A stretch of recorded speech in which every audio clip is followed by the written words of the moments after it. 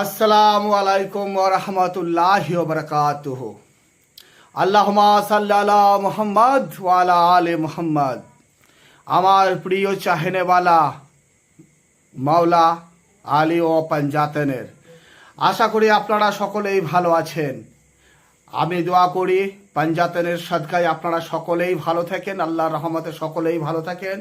আপনারা সকলেই দোয়া করবেন যেন আমিও ইনশাল্লাহ আপনাদের দোয়াতে পাঞ্জাতনের সাদকায় ভালো থাকি। আজকে আপনাদের সামনে একটা দারুণ জিনিস নিয়ে এসেছি। জিনিসটা কি জানেন? জিনিসটা হচ্ছে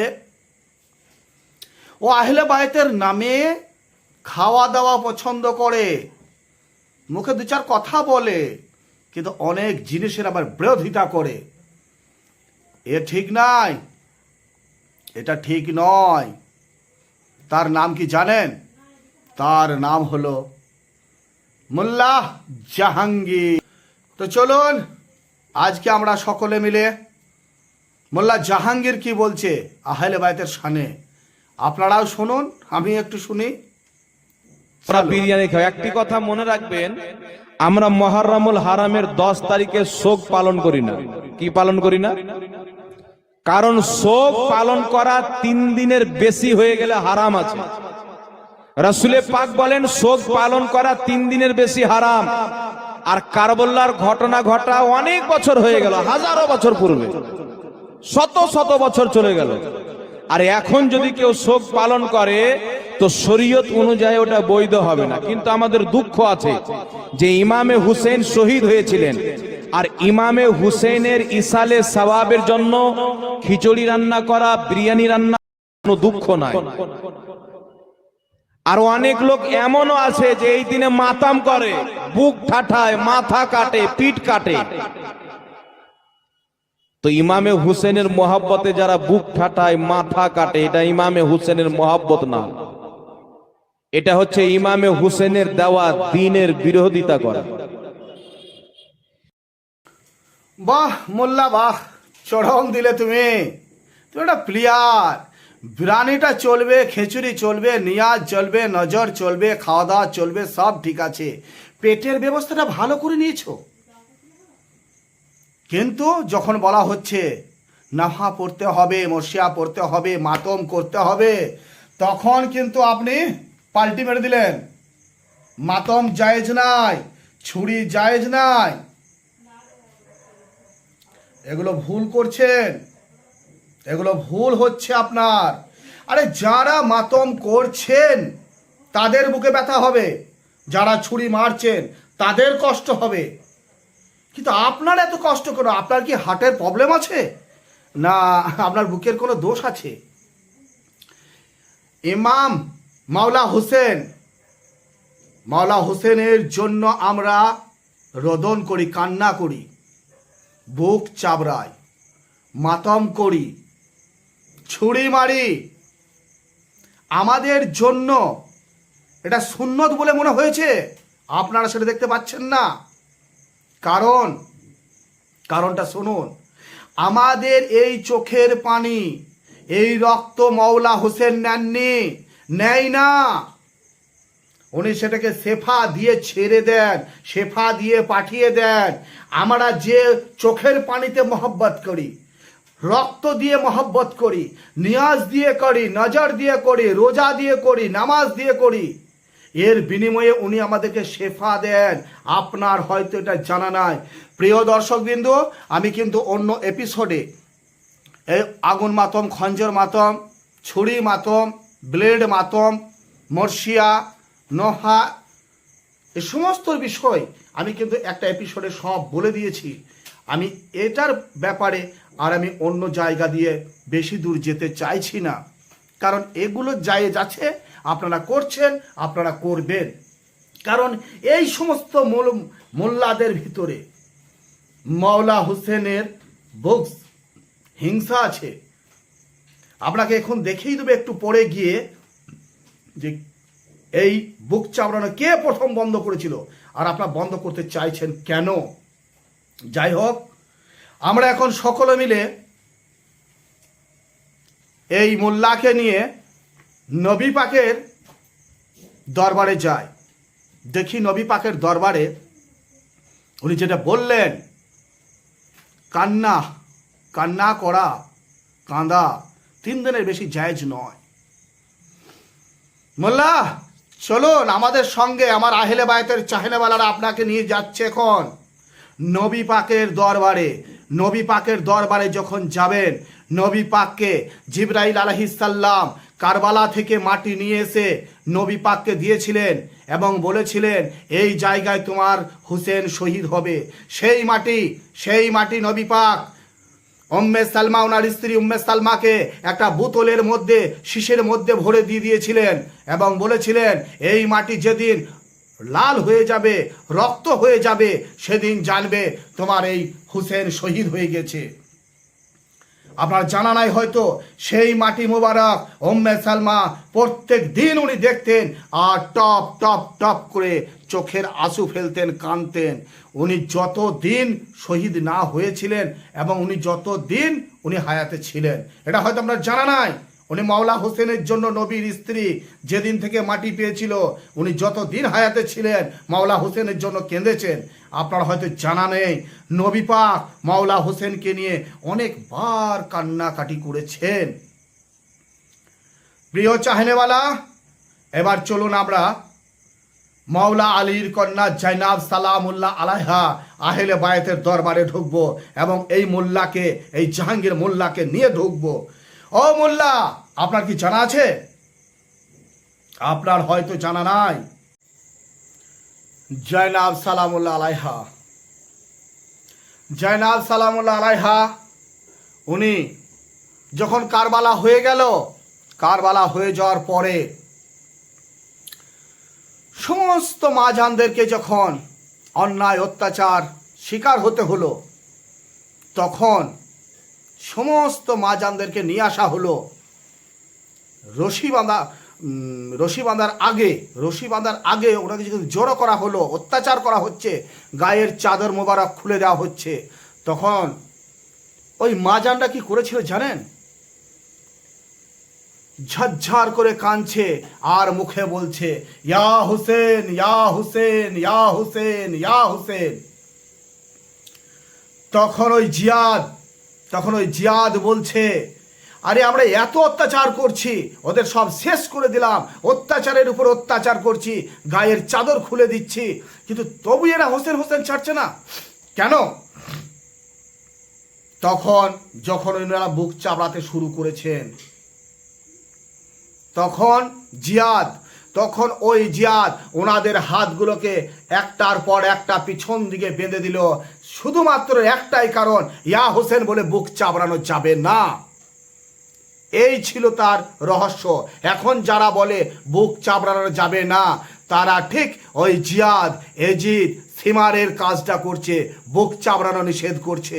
এটা আপনারা ভালো করে শুনে রেখে দিন। পরে দেখুন ওই জাইনাব সালামুল্লাহ আলাইহা আল্লাহকে বলছে, আল্লাহ এখানে তো আমি সব দুশ্মন দেখে নিলাম, আসল দুশ্মনের বাড়ি আমি যাব, আপনি যেমন করে হোক নিয়ে যান। আল্লাহর হুকুম, এরাও রেডি ছিল, এরা সমস্ত মা জানদেরকে বেঁধে টানতে টানতে দামেস্কাতে নিয়ে গিয়েছিল। দামেস্কাতে বহু ঘটনা ঘটেছে, আমি এখন অত দূরে ওখানে যাচ্ছি না, ওখানকার মশলা এখন আমি বলছি না। তবে একটা কথা বলে দিচ্ছি, ওই এজিদের অত্যাচারে মাওলা হোসেনের মাত্র 4 বছরের কন্যা সাকিনা সালামুল্লাহ আলাইহার ওখানে শাহাদাত বরণ হয়েছে এবং এজিদের জেলখানার ভিতরে তিনার দাফন হয়েছে। ও মোল্লা জাহাঙ্গীর, আপনার এটা জানা আছে এজিদের ওখানে কি কি ঘটনাগুলো ঘটেছিল? যখন চারিদিকে ঝড় উঠতে লাগলো, আন্দোলন উঠতে লাগলো মাওলা হোসেনের জন্য, এজিদ তাদেরকে ছেড়ে দিতে বাধ্য হয়েছিল। আর তার মেন নায়ক ছিল, মেন প্রতিবাদী ছিল, তিনার নাম ছিল মুক্তার। কারবালার মাঠে যে যেমন ভাবে এক একজনকে যেমন ভাবে মাওলা আসগারকে, মাওলা হোসেনকে, মাওলা কাসেমকে, আকবরকে, যাদেরকে এইভাবে একটার পর একটা শহীদ করেছিল, সেইভাবে ওই বদলা শুরু করে দিয়েছিল মুক্তার। বাধ্য এজিদ ইনাদেরকে ছেড়ে দিতে। কতদিন সময় গিয়েছিল আপনি দেখবেন একটু। আর ততদিন ওনারা বেকারার ছিলেন, ইয়া হোসেন মাতমি করেছেন আর কান্না করেছেন এবং নাভা মর্সিয়া পড়েছেন। বন্ধ করতে পারেনি এজিদের সেনাবাহিনী ইয়া হোসেন বুক চাপড়ানো ব্যাপারগুলো বন্ধ করতে পারেনি। ওনারা আজাদারি করতেছিলেন। আরও কিছু মশলা আছে, আমি এখন অত সময় দিচ্ছি না। ওই জাইনাব সালামুল্লাহ আলাইহাকে যখন ছেড়ে দেওয়া হলো, যখন উনি বাড়িতে আস্তে আস্তে ফিরছিলেন, এক জায়গায় উনি প্রচুর বয়ান করেছিলেন। মাওলা হোসেনের ঝান্ডা তুলতে এসছিলেন। প্রচুর পরিমাণে ওনার সমস্ত কথা বলতে উনি এসছিলেন। উনি আসার পরে উনি নানার মাজারে গিয়েছিলেন। নানার মাজারে যাওয়ার পর বলছে, নানা আমি এসছি জাইনাব, তোমার হোসেনের কাপড় নিয়ে মাজার হিলে গিয়েছিল। আমি এটা অনেক ব্যাপার আছে, আমি এত ব্যাপারে যাচ্ছি না। তো ওখান থেকে উনি বাড়ি গিয়েছিলেন। এখানে অনেক কিছু কাহিনী ভরা আছে, আমি পরের এপিসোডে সময় পেলে আপনাদেরকে বলবো। তাহলে কান্না কতদিন করেছিল। এবার আপনারা চলে আসুন, জিনার নাম সৈয়দ সাজ্জাদ, যিনাকে আমরা জয়নাল আবেদিন নামে চিনি। জয়নাল আবেদিন উনি জীবনে কোনো দিন পেট ভরে পানি খাননি। আর উনি যত দিন হায়াতে ছিলেন তত দিন কান্না করেছেন। মোল্লা, আপনার হয়তো জানা নেই, আপনি যে হাদিসগুলো দিচ্ছেন, যে আয়াত দিচ্ছেন, ওনারা কি জানতেন না কতদিন কান্নাকাটি করতে হয়? আপনি জানেন, আহলে বায়াতের বংশধর জানতো না। দুটো দিলাম। এইবার আপনি চলে আসুন খাতুনে জাহেরা সালামুল্লাহ আলাইহার কাছে। নবী পাক খাতুনে জাহেরা সালামুল্লাহ আলাইহা ওনারা গল্প করছিলেন। ইতিমধ্যে ওহী নাজিল হয়েছিল, অনেক বিষয় আছে, আমি ওখানে যাব না। শুধু এটুকু বলতে চাইছি আপনাকে, নবী পাক বলছেন জাইনা খাতুনে জেহরা সালামুল্লাহ আলাইহা ফাতিমা জেহরাকে, যে মা, তোমার এই হোসেন শহীদ হয়ে যাবে কারবালার মাঠে। সেদিন তুমিও থাকবে না, আমিও থাকবো না, আলীও থাকবে না, হাসানও থাকবে না। তো উনি বলেছিলেন, ইয়া আব্বাজান, ইয়া রাসূলুল্লাহ, তাহলে আমার হোসেনের জন্য কান্নার জন্য কোনো লোক থাকবে না, কোনো প্রাণী থাকবে না? না মা, ওই সময় ওই কাছে গিয়ে কেউ রোদন করবে না, কেউ কাঁদবে না। যারা ওনাদের চাহনেওয়ালা আছে ঘরে হয়তো তাদের মন খারাপ হবে, কান্নাকাটি করবে। তখন উনি বলেছিলেন, আব্বাজান, এই যে আমার হোসেন শহীদ হয়ে যাবে, শহীদ হওয়ার পর থেকে মানে সেদিন থেকে কি তাহলে কান্নাকাটি সব বন্ধ হয়ে যাবে? তা উনি বলেছিলেন, না, তোমার হোসেনের জন্য, আমার হোসেনের জন্য কান্নাকাটি কোনোদিনও বন্ধ হবে না। কারণ এমন একটা দল থাকবে, এমন চাহেনেওয়ালারা থাকবে, যারা ওই কারবালার দিন থেকে কিয়ামত পর্যন্ত কান্নাকাটি করবে। মোল্লা, তোমার জানা আছে এগুলো? তোমাকে দেখিয়ে দিলাম, জয়নাল আবেদিন কোনো দিন চোখের পানি বন্ধ করেননি। জয়নাল আবেদিন আলাইহিস সালামের আর একটা কথা বলি, উনি বেশ কিছুদিন পর, প্রায় 7 বছর 8 বছর 10 বছর পর একটা গাছতলার মধ্যে উনি বসে আছেন। আর সেখানে একজন মানে কয়েদির মতো ছুটতে ঘোড়ার উপরে ছুটতে চলে আসছেন। এসে ওই গাছতলার কাছে দাঁড়িয়ে গেলেন। দাঁড়িয়ে গিয়ে বলছে, ভাই, আপনার কাছে একটু পানি হবে? কাকে বলছে? জয়নাল আবেদিনকে। তা উনি বলছেন, হ্যাঁ ভাই, পানি একটু হবে। উনি পানি ঢেলে দিচ্ছেন আর সে খাচ্ছে। সে ব্যক্তির কে ছিল জানেন? যে বহুত লোকসান করেছিল কারবালার বুকে, বহুত লোকসান করেছিল আকবরের উপরে, আব্বাসের উপরে, কাসেমের উপরে, মাওলা হোসেনের উপরে। এমনকি মাওলা হোসেনের হাতে একটা আংটি মোবারক ছিল, সেই আংটিটাকে আঙ্গুল কেটে সেই ব্যক্তি বের করে নিয়েছিল। আর সেই ব্যক্তি জয়নাল আবেদিনের কাছে পানি চাইছে, উনি পানি ঢালছে, ও খাচ্ছে।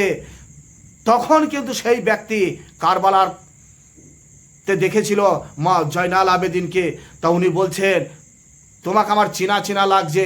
জয়নাল আবেদিন বললেন, আপনাকে আমি খুব ভালো চিনি, কারণ আপনার সঙ্গে ভালোই রকম দেখা। সব কিছু আমি দেখেছি আপনার কারবালার বুকে। তখন এই ফেরারি এই লোকটার মনে পড়ে গেছে যে আমি এত লোকসান করেছি, তারপরেও পানি খাওয়াচ্ছে। তখন সেই ব্যক্তি বলল, তাহলে আপনি তারপরে আমাকে পানি দিচ্ছেন? বলছে, আমরা ইমাম, তোমাদের সাথে আমাদের এই তুলনা। তোমরা পিপাসিত মানুষকে শহীদ করতে জানো, আর আমরা একটা পশুকেও কষ্ট দিই না, পানি দিই। তুমি তো মানুষ, তুমি ভুল করেছো, তুমি জবাব দিবে ওখানে গিয়ে। আমি তোমার গুনাহ, তোমার আওলাদ পর্যন্ত আমি ছেড়ে দিয়েছি। তোমাদের যত আওলাদ আসবে, যারা আমাদের উপরে হিংসা থাকবে, তারা জাহান্নামে যাবে। শুধু তোমাকেই যদি জাহান্নামে করে দিই, তোমার এই আওলাদের পর আওলাদদের আমি জাহান্নামে ভরতে পারবো না। যাই হোক ভাই, আর আরো কিছু বলার রয়েছে।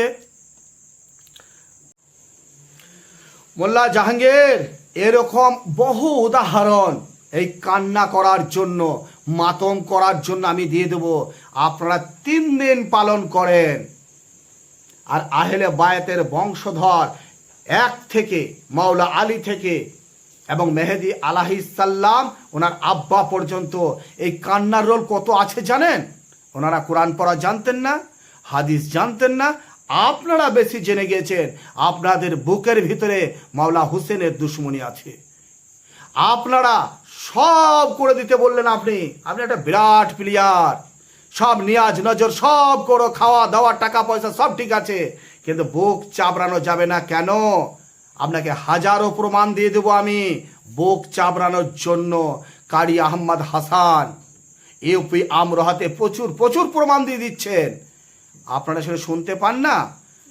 আপনাদের এই সমস্ত নাজায়েজ ভণ্ডামিটা বন্ধ করুন। ইবাদতের সাথে মাওলা হোসেনকে ডাকা হয়, অনেকভাবে ডাকা হয়, ওনাকে কেঁদে কেঁদে ডাকা হয়, অনেকভাবে ডাকা হয়, কিন্তু আপনারা এগুলো বন্ধ করতে পারবেন না। আর চোখের পানি, অন্য নবী ইউসুফ আলাইহিস সালামের আব্বার কাছে আমি যাচ্ছি না, আপনাকে এটা বলে দিই, চোখের পানি যারা ফেলে তাদের কি হয়, কি হতে পারে, এইটুকু আপনাকে আমি একটু বলছি, শুনুন। হাসরের ময়দানে আল্লাহ রাব্বুল আলামিন যখন বিচার শুরু হবে, বিচার পর্ব শেষ হবে, একজন আসবেন, তিনার নাম হচ্ছে হাবিয়া দুজক। হাবিয়া দুজকে মানে অভর পেট থাকবে, 70টা ফেরেস্তা শিকল দিয়ে হাতে বেঁধে নিয়ে আসবে আল্লাহ রাব্বুল আলামিনের কাছে। আর আল্লাহ রাব্বুল আলামিনকে বলবে, ইয়া রাব্বুল আলামিন, আমার পেট ভরে দেন, কান্নাকাটি করবেন, আমি খিদের যন্ত্রণা সহ্য করতে পারছি না। তখন আল্লাহ রাব্বুল আলামিন বলবেন, এ আমার জিবরাইল, বেহেশতের মধ্যে যাও, ওখানে যে প্রচুর পরিমাণ ড্রামে পানি আছে, লোটা থেকে নিয়ে এসে 3 ফোঁটা পানি হাবিয়ার মুখে ভরে দাও, হাবিয়ার মুখে ফেলে দাও। জিবরিল আমিন নিয়ে এসে 3 ফোঁটা পানি ওই হাবিয়ার মুখে ফেলবে। হাবিয়া তখন বলবে, ইয়া আল্লাহ, ইয়া রাব্বুল আলামিন, আপনার ওই পানির বরকতে আমার পেট ভরে গেছে, আর আমার কিছু দরকার নাই। আমার এত খিদে ছিল, এরকম 7টা পৃথিবীকে যদি আমি খেয়ে নিতাম আমার পেট ভরতো না। 3 ফোঁটা পানির বরকতে আমার পেট ভরে গেছে। কি বরকত আছে এই পানিতে বলুন? তখন আল্লাহ বলবেন, আমার হুসেনের জন্য যারা আঁসু বাইয়েছে, আঁসু ফেলেছে, সেই সমস্ত আঁসু আমি এক ফোঁটা করে তুলে নিয়েছি এবং আমি ড্রাম বন্দি করে সাজিয়ে রেখে দিয়েছি জান্নাতে। তাদের চোখের পানি আমি ব্যর্থ হতে দিইনি। মোল্লা, এই আহলে বায়াতের শানে ঢুকুন, 12 ইমামের জীবনীতে যান, কারবালার পরে কি ঘটনা ঘটেছে দেখুন। সামনে ওই কিছু নিয়ে আপনি প্রবেশ ছেড়ে দিয়েন না। খঞ্জর মারতে যদি কারোর অসুবিধা হয়, সে মারবে না, সে বুক চাবড়াবে, সেটাও পারবে না, বসে বসে কাঁদবে। মারতেই হবে, করতেই হবে, কোনো মানে নাই। আর যে পারবে তাকে করতে নিষেধ করবেন না, বুকে তার ব্যথা লাগবে, আপনার নয়। আপনাদের এই সমস্ত 2 নম্বরী ব্যবসা আমি আর হতে দেব না। আপনারা বহুত 2 নম্বরী করছেন, কিন্তু সব জায়গাতে 2 নম্বরী আর আমি লাগাতে দেবো না। কারণ আমরা আর অবুঝ নই, মৌলবী নই, মুফতি নই, কারি নয়, আমরা আহলে বায়াতের চাহনেওয়ালা। আপনাদের ব্যবসার দোকান এবার আমরা বন্ধ করে দেব, এটা আপনি মনে রাখবেন। আসসালামু আলাইকুম ওয়া রাহমাতুল্লাহি ওয়া বারাকাতুহু।